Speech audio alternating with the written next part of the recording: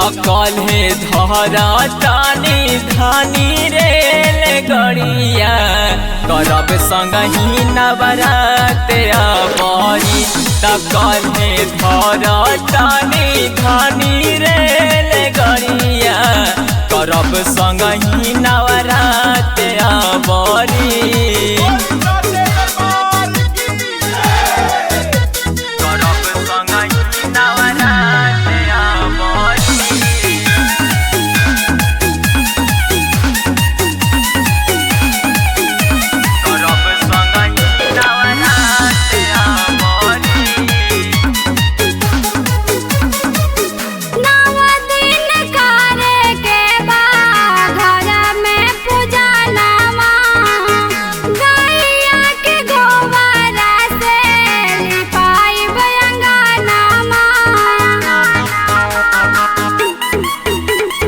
सच सच कहतनी धनिया मोरे माना कहना हो।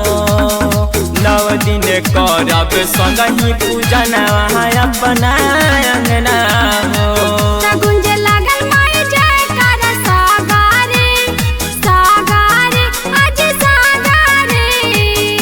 तकल हे धरा तानी धानी रेल गड़िया करब संगही नवरात आबरी। तकल हे धरा तानी धानी रेल गड़िया करब संगही नवरात आबरी।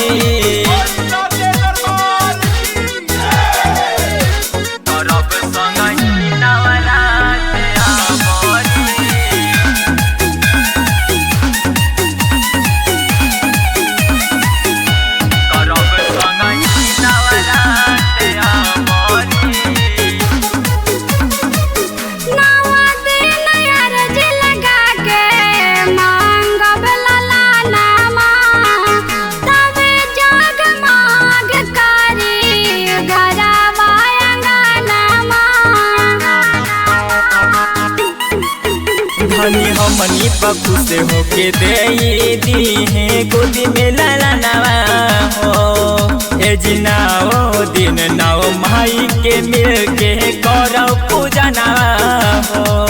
कैले रहल बहाना काहे तावारी ए तावारी।